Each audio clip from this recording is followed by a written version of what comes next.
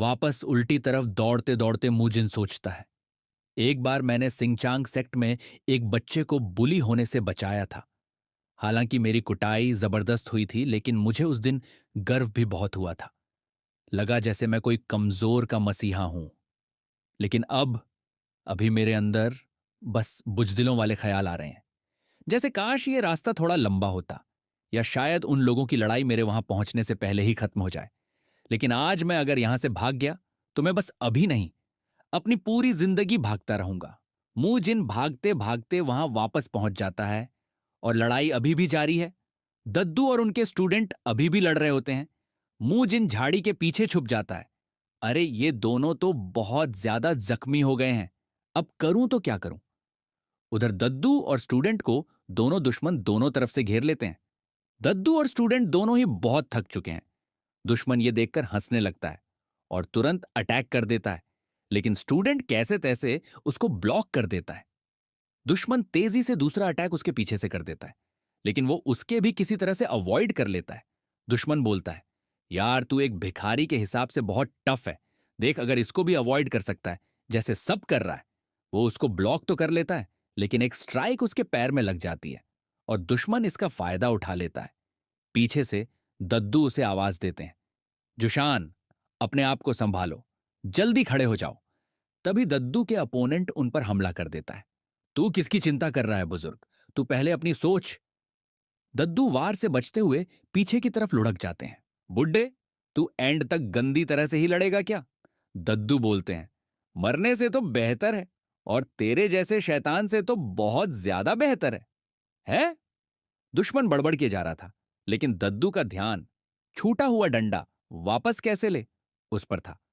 अपने स्टूडेंट की तरफ एक बार देखकर वो बोलते हैं, हार मान लूं, कभी नहीं जूते, और अपने छूटे हुए डंडे की तरफ बढ़ते हैं। लेकिन दुश्मन उन्हें डंडा पकड़ने नहीं देता और उन पर अटैक कर देता है।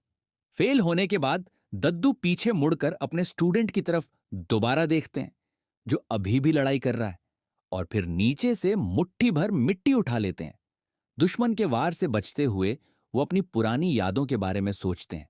अपनी हाथ में रखी मिट्टी को वो दुश्मन की तरफ फेंक देते हैं और दुश्मन को सोचने का चांस दिए बिना उसे जोर से जकड़ लेते हैं। दुश्मन हथियार ऊंचा करके बोलता है, लगता है बुढ़ा मरने के लिए तैयार हो गया है, और दद्दू पर वार कर देता है। यह साउंड दूर लड़ रहे जुशान को भी सुनाई देती है। वो पीछे की तरफ देखता है तो दद्दू की पीठ पर हथियार लगा है और उन्होंने दुश्मन को जोर से जकड़ रखा है। तभी दद्दू अपनी पूरी ताकत लगाकर चिल्लाते हैं, हां, चू, सान, चू, सान। ये तेज आवाज सुन के शौक हो जाता है। दुश्मन को उनकी चाल पता चल जाती है। छोड़ बुड्ढे, मरने से डर नहीं लगता क्या? और वो दोबारा दद्दू के ऊपर वार कर देता है। सारे वार को सहते हुए दद्दू दांत जकड़ के बोलते हैं, जू, सान, अभी वो समय है जहां हमें उन गांव वालों के खाने का कर्ज चुकाना होगा। जुसान तुरंत हालत समझकर पीछे से दुश्मन पर अटैक कर देता है, लेकिन दद्दू को दिखाई देता है कि दूसरा दुश्मन जू ये सान को पीछे से वार करने वाला है, और दुश्मन जू सान पर वार करने के लिए बहुत नजदीक भी आ जाता है। लेकिन तभी उस पर कोई किसी चीज से अटैक कर देता है। ये और कोई नहीं, तंग मुजिन है। दुश्मन गिरते हुए बोलता है, अबे कुत्ते डॉक्टर, तू यहां। वहीं दूसरी तरफ जूही सान दूसरे दुश्मन पर सक्सेसफुली वॉर कर देता है। बिना किसी स्ट्रगल के दुश्मन वहीं चित हो जाता है। मूजिन शौक में खड़े होकर यह सब देखता ही है कि तभी उसे साइड से आवाज आती है, तू तुझे तभी भाग जाना चाहिए था जब तेरे पास चांस था, लेकिन तू मरने के लिए उतावला है। यह बोल के दुश्मन उस पर वार कर देता है।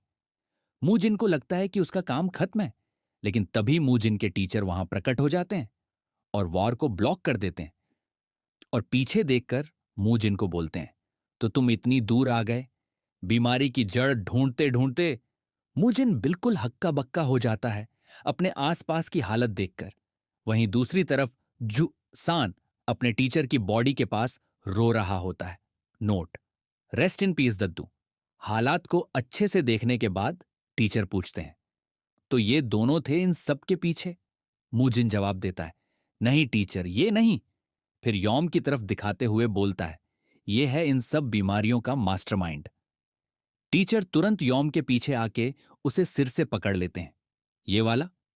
यॉम को नीचे फेंकने के बाद वो उसे थोड़ा देखते हैं। तो तूने ये बीमारी फैलाई है। लेकिन क्यों? ये सुनने के बाद मूजिन यॉम को लात मारने लगता है। क्यों किया तूने ये सब? कुछ बस पैसे कमाने के लिए किया है। मूजिन को इग्नोर करते हुए टीचर यॉम से पूछते हैं, तूने ये सब पैसों के लिए नहीं किया। सच बता, तूने ये सब क्यों किया? मूजिन पूरा शॉक हो जाता है। यॉम तुरंत उठकर हाथ जोड़ लेता है। सर, लगता है आपको कुछ पता है। अगर आप मेरी जिंदगी बख्श दें तो मैं आपको इस पूरे गांव से भी महंगा हर्ब देने को तैयार हूं। क्या आपने कभी ब्लैक पोनी हर्ब के बारे में सुना है? मूजिन को तुरंत याद आता है। ब्लैक पोनी हर्ब वही खिलता है जहां दुनिया में नेगेटिव एनर्जी इकट्ठा होती है। वैसे तो ये 10,000 साल के स्नो जिनसिंग से थोड़ा कम है, लेकिन ये फिर भी उतना ही फेमस है और इसे फ्लावर ऑफ हीरोज भी कहा जाता है। यॉम टीचर के पैर के पास जाकर बोलता है, मैं ये हर्ब आपको देने के लिए तैयार हूं, अगर आप मुझे जाने दो तो। और वो अपने पीछे बने एक गुफा की तरफ इशारा करता है जहां एक पोनी हर्ब पूरा खिल चुका होता है। मूजिन फूल देखकर बोलता है, क्या ये सच में ब्लैक पोनी हर्ब है? तो तूने ये पूरा कांड रचा इस हर्ब के चक्कर में। अब जब तेरी जान पर बनी है तो तू ये हमें दे देगा? टीचर मूजिन के कंधे पर हाथ रख देते हैं। ये अपनी जान के बदले ये हर्ब नहीं दे रहा। इसे पता है कि अगर कोई आम इंसान ये हर्ब उठाने जाएगा तो वो डेथ एनर्जी की वजह से मर जाएगा। ये हर्ब डेथ एनर्जी एब्जॉर्ब करके बड़ा होता है। इसीलिए इसने इतने सारे कॉर्प्स जमा किए हैं। और ये जरूर गांव वालों के साथ भी यही करने वाला था, तुम्हें और मुझे मिला के। या शायद ये बस टाइम इकट्ठा कर रहा है ताकि कोई दूसरा चाल चल सके। ये सुन के यॉम तुरंत गिड़गिड़ाने लगता है, नहीं सर, ऐसा कुछ नहीं है। मैं बस ये हर्ब आपके हवाले करना चाहता हूं। टीचर पीछे की तरफ मुड़कर बोलते हैं, लेकिन तुम इस छोटे से गांव के हिसाब से बहुत ही ज्यादा जानकारी वाले डॉक्टर लगते हो। नहीं सर, ये तो मैंने बस यहां वहां से थोड़ा बहुत सीखा है। लेकिन तेरी बदकिस्मती है कि मैं भी कोई ऐसा वैसा डॉक्टर नहीं हूं। और वो अपने नंगे हाथों से हर्ब उठा लेते हैं। ये देखकर यौम शौक हो जाता है, कैसे? तुमने नंगे हाथों कैसे पकड़ लिया इसे? लेकिन तभी उसका सिर पूरा घूम जाता है। टीचर ने उसका सिर उड़ा दिया होता है। हर्ब, जो अपने हाथों में पकड़कर टीचर बोलते हैं, मेरी जिंदगी का फैसला मैं करता हूं, यह हर्ब मेरा क्या करेगा?